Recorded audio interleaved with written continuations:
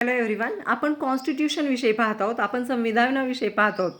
आपण यातला पार्ट 1 पाहिलेला आहे. पार्ट 1 जो आहे त्याच्यामध्ये 4 आर्टिकल दिलेले आहेत आणि आपण ते पाहिलेले आहेत. आता पार्ट 2 मध्ये काय होतं, तर पार्ट 2 मध्ये आहे 5 पासून आर्टिकल्स. तर 5वा आर्टिकल 5 ते 11 हे आर्टिकल सिटिझनशिप संदर्भात आहे. जेव्हा भारत देश स्वतंत्र झाला तेव्हा काही लोक पाकिस्तानमध्ये गेले, काही लोक भारतातच राहिले. त्यांच्यासाठी काही नियम केले गेले, सिटिझनशिप दिली गेली. काही लोक पाकिस्तानमध्ये गेले आणि परत भारतात आले, त्यांच्यासाठी काही नियम करावे लागले. परत काही लोक भारतातून पाकिस्तानमध्ये गेले, त्यांच्यासाठी काही नियम केलेत. मग त्याच्यामध्ये कॉन्स्टिट्यूशन मेकरनी काय केलं आहे, वेगळा विभाग केलेला आहे.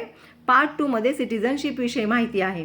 याच्यामध्ये आर्टिकल्स 5 ते 11 पर्यंत सिटिझनशिप विषयी सगळी माहिती मिळते की तुम्हाला कुठल्या पद्धतीची सिटिझनशिप हवी आहे, कुणाला सिटिझनशिप देता येईल किंवा कुणाची सिटिझनशिप नाकारता येईल, हे सगळी माहिती आपल्याला आर्टिकल 5 ते 11 मध्ये दिलेली आहे.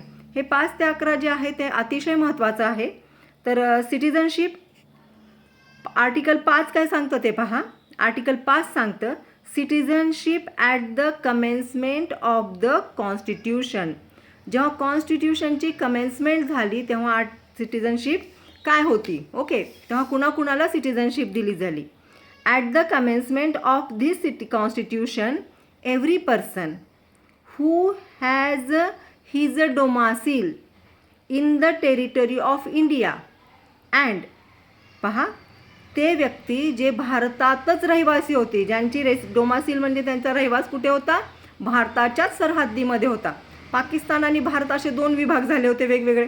मग ज्यांचा रहवास किंवा जे राहत होते कुठे, तर भारताच्याच हद्दीमध्ये, त्यांच्यासाठी India. And who was born in the territory of India, ज्यांचा जन्म भारताच्याच टेरिटरीमध्ये झाला होता. भारत म्हणजे लक्षात घ्या फाळणीनंतरचा भारत.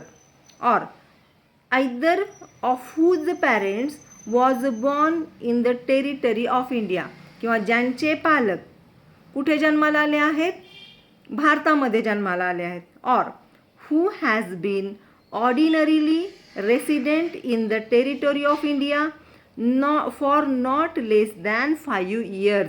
हा जो कायदा अस्तित्वात आला सिटिझनशिपचा, त्याच्या पूर्वी ते 5 वर्ष इथलेच रहिवासी असायला पाहिजे. इमिजिएटली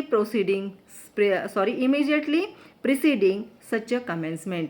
ही जी कमेन्समेंट झाली त्याच्या आधी 5 वर्ष ते इथलेच रहिवासी असायला पाहिजेत. Shall be a citizen of India. हे कोण असणार आहेत, हे भारताचे नागरिक असणार आहेत. हे आहे article 5 of the Indian constitution. Thank you.